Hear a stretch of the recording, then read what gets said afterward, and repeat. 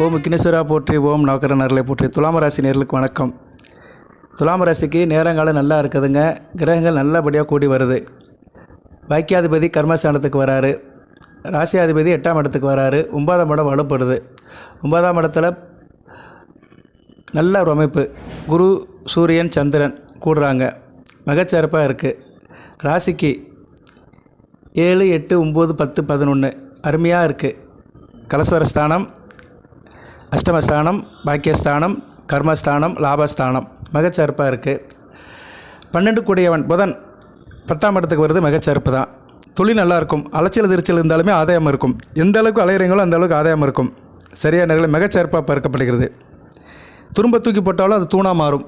சரியா நல்ல லாபம் சம்பாதிக்கலாம். நல்ல நேரமாக இருக்குது. தொழில் வியாபாரம் பண்ணுறவங்களுக்கு மிகச்சிறப்பாக இருக்குது. கிரகங்கள் நல்ல பலன்களை கொடுக்கு. 4ஆம் இடம் வலுக்குது. வண்டி வாகன யோகம் இருக்குது. விவசாயம் நல்லபடியாக வரும். தாய்வழி உறவு நல்லாயிருக்கும். மிகச்சிறப்பாக பார்க்கப்படுகிறது. வீடு, மனை, வண்டி வாகனம் நல்லாயிருக்கும். இந்த அமைப்பு ரேராக தான் நடக்கும். ராசிக்கு 9ஆம் இடத்துல சூரியன், குரு, சந்திரன். குரு கொஞ்சம் வீக் அடைகிறாரு. பரவாயில்ல. ராசிக்கு 3, 6 கூட வீக் அடைகிறதுனால கடன் தொல்லை தீரும். தேக ஆரோக்கியம் நல்லாயிருக்கும். நல்லா இருப்பீங்க. சரியா கொஞ்சம் ஆள் எனர்ஜெட்டிக்காக இருப்பீங்க. நல்ல விதமாக பார்க்கப்படுகிறது. இருப்பினும் வருகிற 25ஆம் தேதி கோயிலுக்கு போயிருங்க. அமாவாசை அன்னைக்கு சிவன் கோயிலுக்கு போய்ட்டு சிவபெருமானை கும்பிட்டு சிவசக்தியை கும்பிட்டு 2 விளக்கு போட்டுவாங்க. போக முடியாதவர்கள் 26ஆம் தேதி வீட்டில் பூஜை பண்ணிடுங்க. இறை விட்டுட்டு 9. 26/6/2025 ஆனி மாதம் 12ஆம் தேதி வியாழக்கிழமை இரவு 8 to 9 புனர்பூச நட்சத்திரத்தில் ஒரு பூஜை பண்ணிட்டீங்கன்னா மிக சிறப்பாக பார்க்கப்படும். ராசிக்கு 9ஆம் இடம் வழுக்கும். அருமையான அமைப்புங்க. சரியா இந்த பூஜை பண்ணிடுங்க. வீட்டில் சிவநாமத்தை சொல்லிட்டு சிவபெருமானை கும்பிட்டிங்கன்னா மிக சிறப்பாக இருக்கும். வியாபாரத்தில் லாபம் இருக்கும். எதிர்பாராத அமைப்பு கொடுக்கும். ஆள் நல்ல திறமையாக இருப்பீங்க. திறமைக்கேற்ற வேலை கிடைக்கும். வேலைக்கேற்ற ஊதியம் கிடைக்கும். ஊதியத்துக்கேற்ற உயர்வு இருக்கும். பேச்சில் வல்லவராக இருப்பீங்க. பேசி பிள்ளைகளுக்கு நல்ல ஒரு காலகட்டமாக இருக்கும். எதையும் சாதிப்பீங்க. சட்டம் பேசுகிறவங்க நல்லாயிருக்கும். வக்கீல் வேலை பார்க்குறவங்க, கோர்ட்டில் வேலை பார்க்குறவங்களுக்கு இந்த காலகட்டம் மிக சிறப்பாக இருக்கும். எழுத்து வன்மை நல்லாயிருக்கும். எழுத்து டேபிள் ஒர்க்கு, ரிட்டன் ஒர்க்கு, எழுத்து சம்மந்தப்பட்டவர்கள், கலைஞர்கள், கவிஞர்களுக்கெல்லாம் இந்த காலகட்டம் நல்லாயிருக்கும். கணிதம், விஞ்ஞானம், மேக்ஸ் அண்ட் சயின்ஸ் படித்தவர்கள் நல்லாயிருக்கும். குறிப்பாக மருத்துவத்துறையில் இருக்கிறவர்களுக்கு நல்லாயிருக்கும். டாக்டர்ஸ் அவங்க ஃபார்மசி படித்தாலும் சரி, எம்பிபிஎஸ் படித்தாலும் சரி, சர்ஜனாக இருந்தாலும் சரி, மருத்துவத்துறையில் இருக்கிறவங்களும் மிகச்சிறப்பாக இருக்கும். நல்லாயிருக்கும். அதுபோக வானசாஸ்திரம், சிற்ப சாஸ்திரம் சம்மந்தப்பட்டவர்கள் நல்லாயிருக்கும். சிற்ப கலைகள், சித்திரக்கலைகள் படித்தவர்கள் அந்த வேலையில் இருக்கிறவங்களும் மிகச்சிறப்பாக இருக்கும். ஆடல், பாடல், ஓவியம், திரைப்படம், சின்னத்திரை அருமையாக இருக்குங்க. சரியா பலதரப்பட்ட தொழில், மல்டி லெவல் பெர்ஃபார்மன்ஸ், விவசாயம் பண்ணுறவங்களுக்கு நல்லாயிருக்கும். சரியா 4ஆம் இடத்துக்கு புதன் பார்வை இருக்குது. புதன் ஒரு பச்சை. புதனாலே பச்சை தான். ஸோ பச்சை மயம். 4ஆம் இடம் விவசாயத்தை கொடுக்கிற இடம். வீடு, மனை, வண்டி வாகனம், இடம், மலம் நல்லாயிருக்கும். சுக்கிரன் ராசிக்கு 2ஆம் இடத்தை பார்க்குறாரு. 25ஆம் தேதி ராசிக்கு 8ஆம் இடத்துக்கு போயிட்டு 8ஆம் இடத்தை பார்க்குறாரு. 2ஆம் இடத்தை பார்க்குறாரு. நல்ல வருமானம் இருக்கும். சரியா மிகச்சிறப்பாக பார்க்கப்படுகிறது. அதுபோல் 2 கூட 11ஆம் இடத்துல இருக்கனால காரியங்கள் எல்லாத்தையுமே லாபம் இருக்கும். சரியா நேர்களே வீட்டில் லாபம் நல்லாயிருக்கும். நீங்கள் வித்தியாசமாக ஃபீல் பண்ணுவீங்க. குடும்பத்தில் எந்த பிரச்சனையும் இருக்காது. பண பிரச்சனை இருக்காது. பேச்சில் நிதானம் இருக்கும். நல்ல விதமாக பார்க்கப்படுகிறது. ஜனன ஜாதகத்தில் சுக்கிரன், சூரியன், சந்திரன், புதன், செவ்வாய் இந்த 4 கிரகங்கள் நல்லா இருக்கிறவங்களுக்கு நல்லாயிருக்கும். குறிப்பாக ரிஷப லக்கணத்தை துலாம் ராசியில் ரிஷப லக்கணம், துலா லக்கணம், மிதுன லக்கணம், கன்னியா லக்கணம், மகர லக்கணம், கும்ப லக்கணத்தை பிறந்தவங்களுக்கு மிகச்சிறப்பாக இருக்கும். முதல் தர யோகம் கிடைக்கும். மறுபடியும் சொல்கிறேன். துலாம் ராசியில் ரிஷப லக்கணம், துலா லக்கணம், கன்னியா லக்கணம், மிதுன லக்கணம், மகர லக்கணம், கும்ப லக்கணம் இவங்களுக்கு மிகச்சிறப்பாக பார்க்கப்படுகிறது.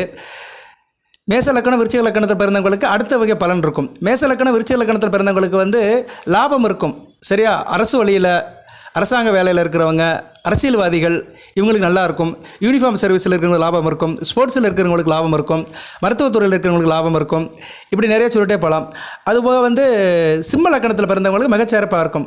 சிம்ம லக்கணத்தில் பிறந்தவர்களுக்கு தகப்பன் வழியில் லாபம் இருக்கும். மூத்த சகோதர வழியில் லாபம் இருக்கும். எலக்ட்ரிக்கல், எலக்ட்ரானிக்ஸ் படித்தவர்களுக்கு மிகச்சிறப்பாக பார்க்கப்படுகிறது. விவசாயம் பண்ணுறவங்களுக்கு மிகச்சிறப்பாக இருக்கும். துலாம் ராசியில் சிம்ம லக்கணத்தில் பிறந்தவர்களுக்கு.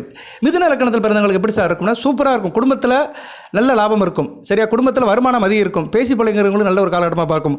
தூரதேச அமைப்பில் இருக்கிறவங்களும் நல்லாயிருக்கும். வெளிநாடு, வெளிமாநில தொடர்புலேருந்து இருக்கிறவங்களுக்கெல்லாம் இந்த துலாம் ராசியில் மிதுன லக்கணத்தில் பிறந்தவங்களுக்கு மிகச்சிறப்பாக பார்க்கப்படுகிறது. கன்னியா லக்கணத்தில் பிறந்தவர்களுக்கு மூத்த சகோதர வழியில் நல்ல லாபம் இருக்கும். சரியா தொட்டக்காரியம் தொடங்கும், காரிய அனுகூலம் இருக்கும். ஸோ இப்படி ஒவ்வொரு லக்கணத்துக்கு ஏற்ற மாதிரி பலன்கள் மாறுபடும். தனுசு லக்கணத்தில் பிறந்தவங்களுக்கு எப்படி சார் இருக்கும்? அப்படி தான் தனுசு லக்கணத்தில் பிறந்தவங்களுக்கு உங்களுக்கு தாய்வழி சிறப்புகள் நல்லாயிருக்கும். சரியா அப்பா வழியில், அம்மா வழியில் நல்ல ஒரு ஏற்றம் இருக்கும். கூடுதலாக எதிர்பாராத பண வரவு இருக்கும். தடைகள் நீங்கும். தேக ஆரோக்கியம் நல்லாயிருக்கும். இன்சூரன்ஸ் பணம் வரும். நிலுவை பணம் வரும். வட்டி கொடுத்த பணம் வரும். அங்கீகாரம் கிடைக்கும். இப்படி நல்ல ஒரு பலன்கள்லாம் கிடைக்கும். மீன லக்கணத்துக்கு பிள்ளைகளால் நல்லாயிருக்கும். மீன லக்னத்தில் பிறந்தவங்களுக்கு பிள்ளைகளால் நல்லாயிருக்கும், பிள்ளைகளால் அதிர்ஷ்டம் இருக்கும், குலதெய்வத்தோட அருள் கிடைக்கும், தொட்டக்காரியம் தொடங்கும், காரிய சித்தியாக இருக்கும், மந்திர தந்திர சித்தியாக இருப்பீங்க, நல்ல விதமாக பார்க்கப்படுகிறது. கும்ப லக்னம் உத்தியோகத்து போகிறவங்களுக்கு நல்லாயிருக்கும்.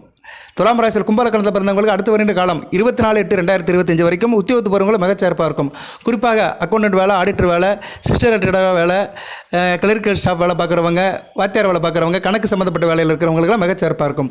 மகர லக்னம் கணவன் மனை உறவு நல்லாயிருக்கும். கூட்டுத்தொழில், பங்குச்சந்தை, ஷேர் மார்க்கெட்டு, இன்வெஸ்ட்மெண்ட் இதெல்லாம் மிகச்சிறப்பாக பார்க்கப்படுகிறது. ஸோ இப்படி ஒவ்வொரு லக்கணத்துக்கு ஏற்ற மாதிரி பலன்கள் கொஞ்சம் மாறுபடும். ரிஷப லக்கணத்துக்கு எப்படி சார் இருக்கும்? நல்லா இருக்குங்க. ரிஷப லக்கணத்துக்கு இளைய சகோதர வழியில் நல்லாயிருக்கும். நீங்கள் ஆள் நல்ல தைரிய வீரிய காரியமாக இருப்பீங்க, தொட்டக்காரியம் தொடங்கும், காரிய அனுகூலம் இருக்கும், அக்கம் பக்கத்துக்கு உறவு முறை நல்லாயிருக்கும். அக்கம் பக்கத்து ஊரில் வேலை பார்க்குறவங்க, வீட்டில் இருந்து குறிப்பிட்ட டிஸ்டன்ஸ் வேலைக்கு போய்ட்டு வரவங்களுக்கு மிகச்சிறப்பாக பார்க்கப்படுகிறது. சரி சார், நான் துலாம் ராசி துலா லக்கணத்தில் பிறந்திருக்கேன், எனக்கு எப்படி இருக்கும்? சூப்பராக இருக்கும். துலாம் ராசி துலா லக்கணத்தில் பிறந்தவங்களுக்கு அனைத்து வகையான யோகங்களும் இருக்கும். அப்படி இல்லையா சார் அப்படின்னு சொல்கிறவங்களுக்கு சுக்கிரன், புதன், சூரியன், சந்திரன், செவ்வாய் கெட்டு போயிருப்பாங்க. நீங்கள் அந்த வழிபாடு பண்ணணும். அந்த வழிபாடு என்னைக்கு சார் பண்ணலாம் அப்படின்னா, ஒரு 2 நாள் சொல்கிறேன் நான். 2 நாள் வழிபாடு. ஒரு நாள் கோயிலில் வழிபாடு பண்ணுங்கள், ஒரு நாள் வீட்டில் வழிபாடு பண்ணுங்கள்.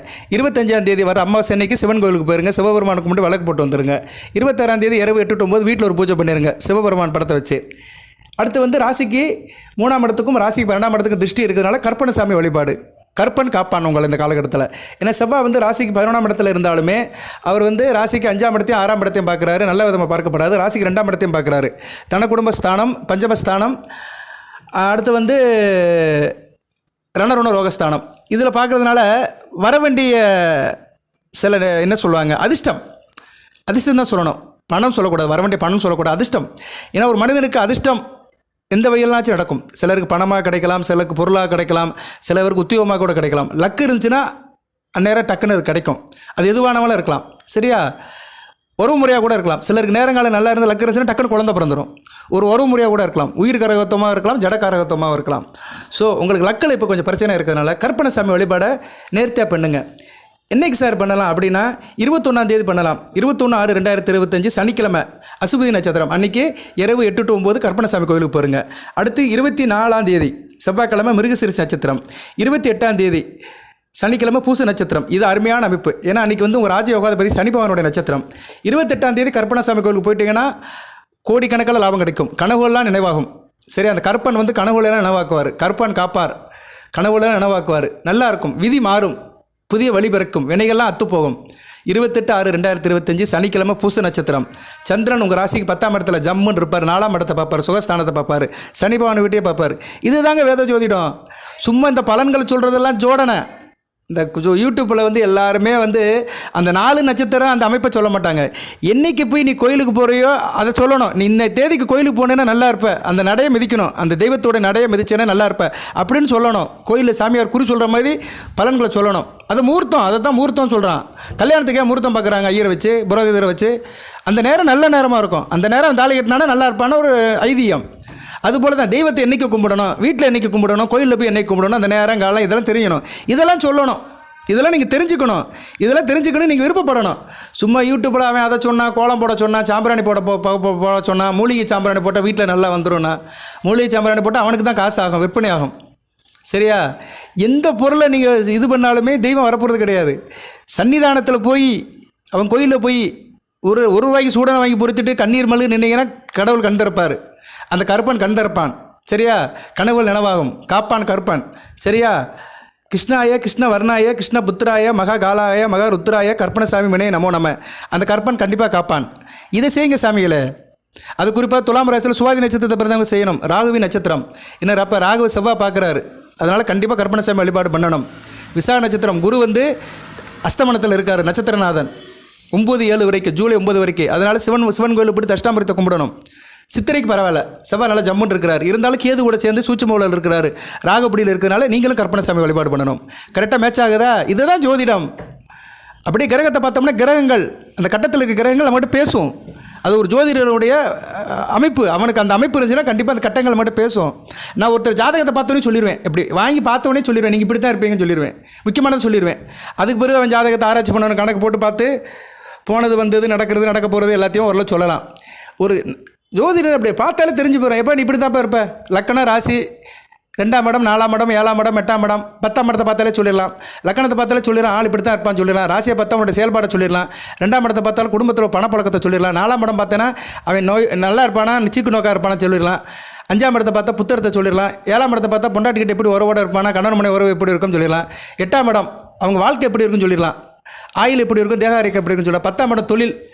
சரி, 6ஆம் இடத்தை பார்த்தோம்னா 6 வளர்த்துச்சுன்னா தொழில் பார்க்க மாட்டான், வேலை தான் பார்ப்பான், கடன் வாங்கி செஞ்சு பிடிச்சிட்டு இருப்பான், வேலைக்கும் போவான், கடன் வாங்குவான். 10ஆம் இடம் வளர்த்துச்சுன்னா வேலை பார்ப்பான், 10 பேருக்கு வேலை கொடுப்பான். சரியா, தொழிலதிபராக இருப்பான். இப்படிங்க அந்த ஜாதகத்தை பார்த்தாலே அந்த கட்டை பளிச்சுன்னு தெரிஞ்சிடும் நமக்கு. எந்த ஆதிபத்தியம் பல பலன் இருக்கோ அது சார்ந்து தான் இருப்பான். அதை பார்த்தோன்னே சொல்லிடலாம். அதுதான் அனுபவங்கிறது. இறைவனோட ஆசி அனுபவமும் ஒரு ஜோதிடருக்கு நல்லா இருந்துச்சுன்னா அப்படி வாங்கி பார்த்தோன்னே சொல்லிடுவார். இப்படி தான்ப்பா இருக்கும். இப்போ சொல்லிடுவாங்க, நீ 10ஆம் கிளாஸ் கூட பாஸ் பண்ணியிருக்க மாட்டேன்னா கரெக்டாக இருக்கும். ஏன்னா 2ஆம் இடம் அடிபட்டு போயிருக்கும், ஆரம்பக்கல் அடிபட்டு போயிருக்கும், 2ஆம் அதிபதி கெட்டு போயிருப்பார், ராசிக்கு 2ஆம் இடம் கெட்டு போயிருக்கும், முடிஞ்சு போச்சு. 10ஆம் கிளாஸ் கூட பாஸ் ஆகிருக்க மாட்டான். ஆமாம் சார், நான் 10th ஃபெயிலு, ஒரு கம்பெனியில் இந்த வேலை பார்த்துட்டு இருக்கிறேன், அட்டெண்டர் வேலை பார்த்துட்டு இருக்கிறேன், ஓயோவாக இருக்கேன்பா, கரெக்டாக இருக்கும். ஏன்னா 10ஆம் கிளாஸ் ஃபெயில் ஆனவனுக்கு அந்த வேலை தான் கொடுப்பாங்க, கலெக்டர் வேலையை கொடுப்பாங்க.